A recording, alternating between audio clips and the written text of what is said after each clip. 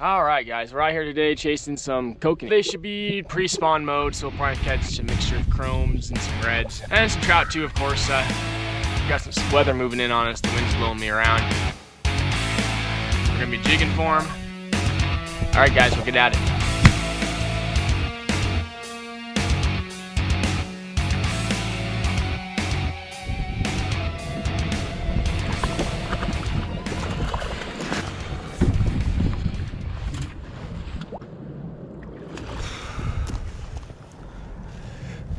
All right, guys, nice looking salmon. There we go. Real pretty. We're gonna let him go. All right, got more fish on the screen. See if we can get them to smack the dang thing. Make sure when you set the hook, you gotta be fast and don't be afraid to set it hard. You might pull it out of their mouths, but if you ain't hard and fast enough, you'll miss them. So, especially now they're spawning. Those spawners' mouths are hard. They got teeth.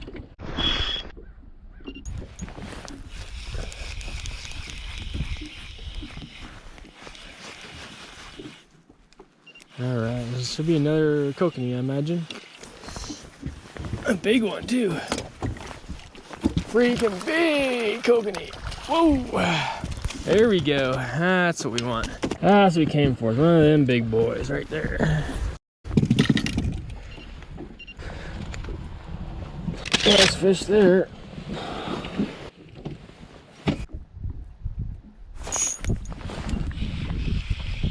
There we go.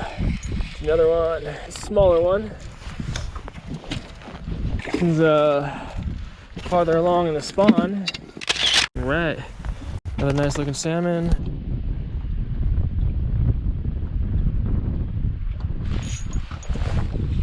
All right, there's another one, guys.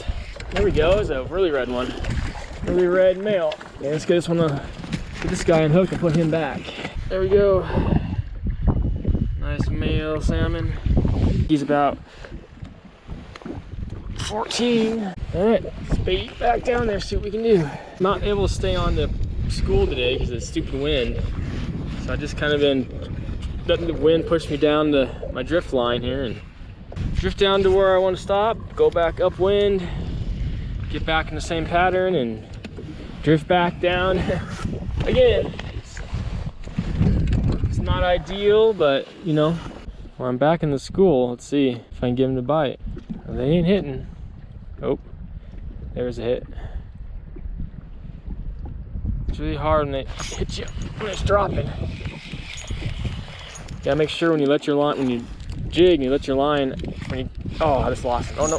When you come down on your jig, you got to make sure that you keep your line taut because they'll hit it on the drop, and that is so hard to get the hook set when it's on the drop. This might be a trout. Yeah, I think it is. A nice looking trout. Nice fat trout. There we go. Nice chunky trout.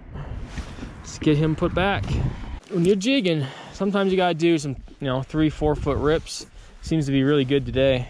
But when you lower your line, you have got to make sure to stay in contact with your pimple. So when you drop it, you want to drop it real slow. You don't want any slack in your line. You raise and then keep your line tight, following it down, and watch your line because it'll hit it like an up hit, like a kind of like a crappie bite, or hit it on the way down. Your line will go slack. So then you got to be real quick and set that hook. Raise it with your arm. Don't bend your wrist. Use your arm to raise the pole. Then you can snap your wrist to set that hook. You got to be quick. You'll miss a lot of bites, just because that's just the nature of the game. But that's why you watch your line when you lower it. Watch for that slack in your line as you drop. Just change up your cadence. Sometimes even a pause will do it. It's always varies depending on the day. Even throughout the day it varies. All right, guys. I switched over to this pink Swedish pimple with the treble hook on, throwing a maggot on or a mealworm on. Another thing I like to do is to pull the bait up to the surface, drop it back down. I don't know why, but sometimes just maybe that extra movement, they see more action. I don't know. Drop it back down, jig it a little bit, see if anything shows up. I don't see anything, so crank it back to the top. All right, now back down again. No, it doesn't always work, but you never know. There's the shot. Ah, just missed him. Just missed him. Hit it on the drop again. Yeah, they moved. They went on about their way. Oh, there's one. I don't know where he came from. I didn't even see him on the screen. He came shooting out of nowhere. Must have been cruising the bottom. It's probably Kokanee. Oh, there you go. Little guy, but he's healthy. He was ready. That fish I didn't even see on the screen. Didn't beep, didn't see on the screen, nothing. He must have been riding the bottom. You can see the fish went right back down. You can see his mark right there going back down, right back to the school. I always like to go to the bottom because I don't know what it is, but it seems like he hit the bottom a few times and come up off the bottom. They seem to like that. Last fish I caught right off the bottom. So, oh, had a bite. Hitting on the drop.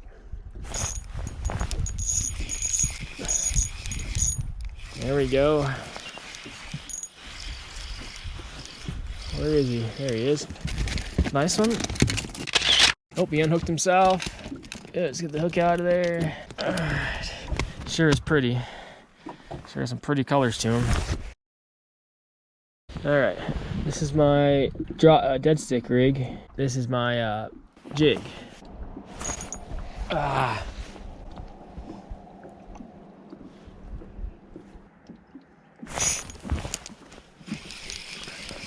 Had one on, lost him. Nothing you can do about that.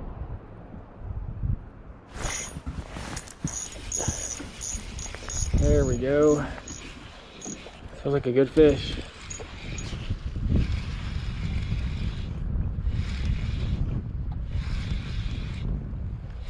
Here's a nice fish. That's a big boy. Good time to stop fishing right now. It's a good fish to end the day on. Yes, sirree. Oh, he's all wrapped up in the line. All right, big old male, 16 and a half. And I just say thank you to everyone for sticking with us through this last year and a half. Hoping to build on some things this year and bring you guys more valuable content. Make sure to hit that subscribe button to keep up with all the tips, tricks, and tactics from real Montana. Later.